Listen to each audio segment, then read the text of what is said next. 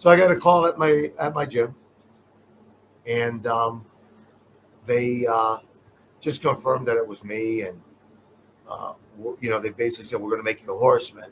And I said, okay. And then they told me that I was going to be paid each match, and there were going to be many matches.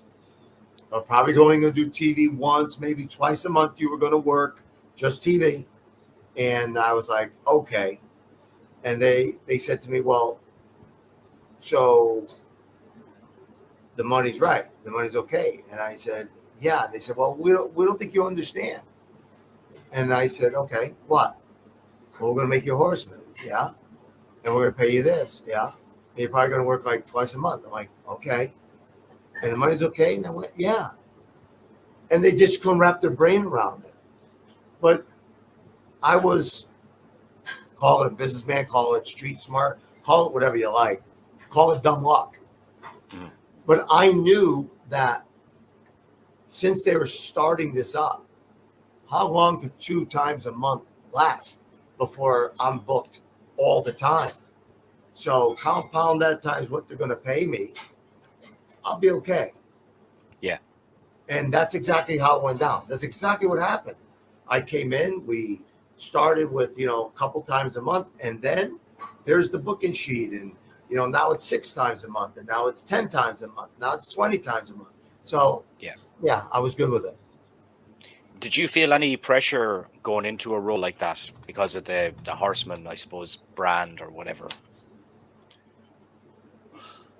Wow. You know what? People are going to really come down on me about this, but, I speak the truth. So be it as it may, I didn't know what the hell the Horsemen were.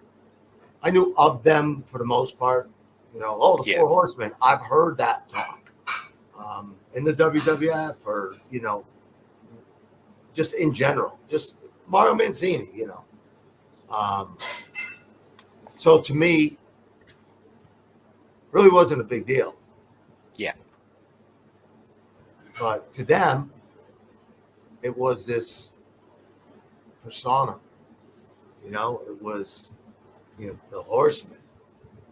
To me, it was a job. Yeah. Was it an honor? Yes, because in the world of wrestling, the 4 Horsemen was an elite status. So for them to ask me, or let me rephrase that, for Dusty Rhodes, the American Dream, to want to make me a Horseman, that was a pat on my back. That was kudos to me. So I was very fortunate. Yeah. However, it didn't mean shit to me for the most part. It's wrestling. Yeah. Right? Yeah. You see it as an extension of your character. Just that's it. Continue seeing the job. Yeah. That's it. So, when I got down to WCW, I went out and nobody smartened me up as to, well, this is how the Horsemen work. It was after I came out of a match, Rick came over to me and said, that's not what a Horseman does. Okay. That's not what a Horseman does. Okay. So then what the hell does a Horseman do?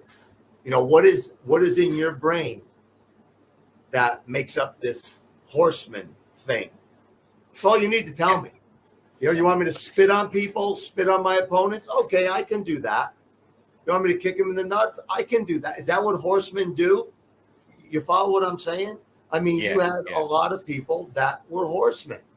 But if somebody would sit down and tell me, okay, so this is what it is. Here's our list of what we want you to do, how we want you to act. All right, because listen, I could turn in a heartbeat. You want me to get nasty? And especially back then, I get nasty, nastier than anybody you guys had. Why doesn't he wrestle me? He doesn't like me. He didn't think I was a Horseman. Right? I was in Horseman caliber. He said it. So why doesn't he get in that ring with Pretty, Paul, Glory, Roma, one of the 4 Horsemen? Huh? Why doesn't he get in with me? Huh? You want to be Rick?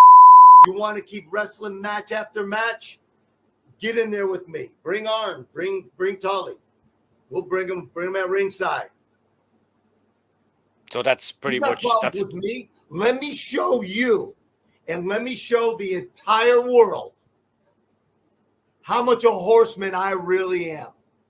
Let me show you and the entire wrestling nation how I can get down and wrestle. Bring it, baby. Bring it. Woo! How's that, Rick? How's that? Pretty Paul Roma, the glory. Huh? Here, there you go. How's that? I'll bust one of those upside your head. How's that? Yeah. Yeah. You avoiding me? Maybe that's the problem. Huh? Let me show you the horseman that you said didn't deserve to be a horseman. Let me show you. I don't think he'll do it. I don't think he's got the balls to do it. Bring it. Don't get in the ring with people that you just wrestle around with.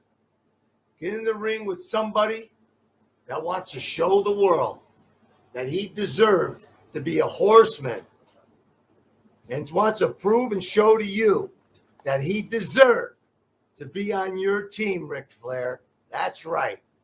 You know what? I don't think he's got it in him. I'm 63 years old, and I can still go. Do you think Rick will actually respond to this thing, or do you think he'll ignore it and sweep it under the carpet? Because as you said, he's kind of handpicked his last few opponents. He mightn't see this coming. Yeah, I don't know. You know, I mean, can he handle one-on-one? Last time he had a tag match, you know, and I get it. You know, he's not that young guy anymore. I get it. So can he handle? Can he go? Only he knows. Listen, if he avoids me, he can't go with me. You take from it what you want. The wrestling fans are taking from it what they want. But right now, I'm telling you, Paul Roma says if he does not accept my challenge, he cannot get in that ring and go the distance with Paul Roma. Woo!